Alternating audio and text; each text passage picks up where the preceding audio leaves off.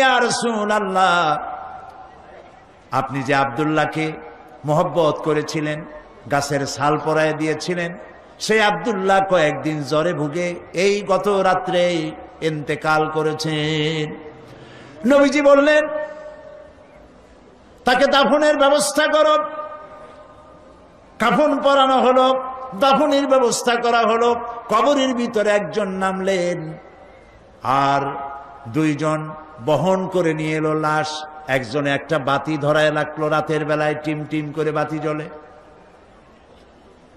যিনি কবরে নেমেছেন তিনি বলছেন, তোমরা যে লাশ বহন করে আনতেছো, এই লাশের প্রতি তোমাদের ভাইয়ের প্রতি আদব করো, যত্ন করো, সম্মান করে নিয়ে এসো, আদবের সাথে নামাও।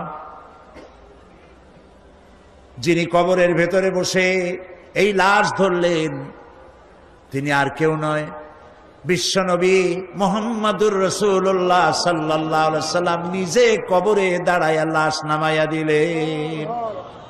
যারা লাশ বহন করে আনলেন তারা ছিলেন হযরত আবু বকর, হযরত ওমর রাদিয়াল্লাহু তাআলা আনহুমা। যিনি বাতি ধরিয়ে রাখছিলেন তিনি হযরত বেলাল। নবী করিম সাল্লাল্লাহু আলাইহি সাল্লাম নিজ হাতে আব্দুল্লাহকে শোয়াই দিয়া কবরের উপরে সে মাটি দিয়ে নবীজি দুই হাত আল্লাহর দরবারে উঁচু করে বলেন, রব্বুল আলামিন, এই কবরের মধ্যে আব্দুল্লাহকে শোয়াই দিলাম। আজকের সন্ধ্যা পর্যন্ত আমি তোমার রাসূল আব্দুল্লাহর উপরে রাজি ছিলাম, আল্লাহ তুমি আব্দুল্লাহর উপরে রাজি আর খুশি হয়ে যাও। হযরত আব্দুল্লাহ ইবনে মাসউদ রাদিয়াল্লাহু তাআলা আনহু সেখানে দাঁড়ানো ছিলেন। তিনি বলতেছিলেন, আহারে, আজ যদি আব্দুল্লাহর লাশ না হয়ে আমার লাশ হইতো, আমার ভাগ্যটা ঘুরে যেত। প্রিয় ভাইয়েরা আমার, যারা আল্লাহর দ্বীনের জন্য জীবন দিলেন তারা যুবক ছিলেন। এই যুবকেরা আল্লাহর দ্বীন প্রতিষ্ঠার জন্য স্ত্রীর মায়া ভুলে গিয়েছে, মায়ের মায়া ভুলে গেছে, বাপ মায়ের মায়া ভুলে গেছেন। কোরআন প্রতিষ্ঠার জন্য জান মাল সকল কিছুকে উৎসর্গ করে তারা ময়দানে নেমেছেন। এই রক্তের উপরে ইসলামের পতাকাকে আল্লাহ উড্ডীন করে দিয়ে মদিনায় আল্লাহ দ্বীন প্রতিষ্ঠা করে দিয়েছিলেন। আর যদি পৃথিবীর দ্বিতীয় বৃহত্তম মুসলিম দেশ, এই দেশে যদি আমরা কোরআনের পতাকাকে উড্ডীন করতে চাই, তাহলে যুবকদেরকে ময়দানে আগায় আসতে হবে, যুবকদেরকে এগিয়ে আসতে হবে। তাওহীদ এবং বিদআত, তাওহীদ এবং তাওহীদকে প্রতিষ্ঠিত করার জন্য শিরক এবং বিদআতকে নির্মূল করে দিয়ে আল্লাহর দ্বীন প্রতিষ্ঠার জন্য আগায় আসতে হবে। তাহলে আশা করা যায় পৃথিবীতে এই গোটা বিশ্বের ভিতরে দ্বিতীয় বৃহত্তম মুসলিম দেশ, এদেশে আল্লাহর কালেমার পতাকা একদিন উড়বেই উড়বে ইনশাআল্লাহ।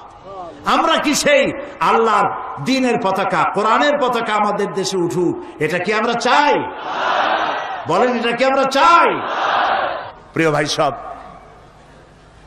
কোরআনের আইন প্রতিষ্ঠার জন্য শুধু ওয়াজ শুনলে হবে না, আন্দোলনের শরীক হতে হবে। রাজি আছেন আপনারা? কোরআন প্রতিষ্ঠার আন্দোলনে শরীক হতে হবে। কোরআন যারা প্রতিষ্ঠা করতে চায় তাদের সাথে শরীক হতে হবে। অনেকে বলে যে এত দল, আমরা কোন দিকে যাব? বলেন এরকম, ইসলামের অনেকগুলি দল, আমরা কোন দিকে যাব? এরা খুব চালাক মানুষ। এত দল তাতে আপনার দরকার কি? আপনার যখন অসুখ হয় তখন ডাক্তারের কাছে যান, রুগী আপনার অসুখ দেখাইতে।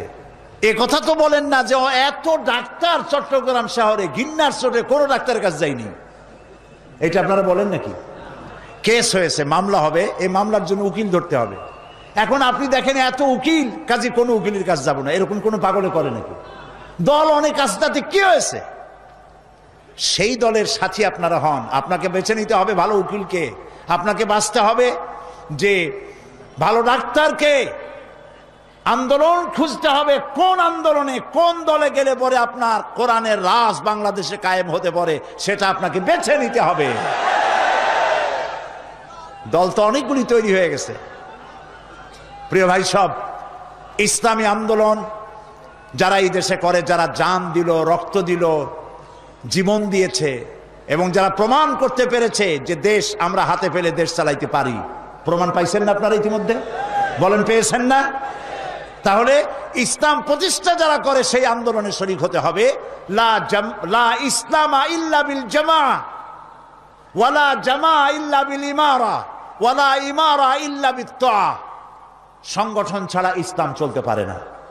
এই জন্য সংগঠনভুক্ত হতে হবে আমাদের সকলকে। আমাদের সকলকে ইসলামী সংগঠনভুক্ত হতে হবে। আল্লাহ যেন আমাদেরকে ইসলামী আন্দোলন করার তৌফিক দান করেন। আমাদের সকলকে যেন দ্বীনি আন্দোলনে শরীক হওয়ার তৌফিক আল্লাহ দান করে দেন।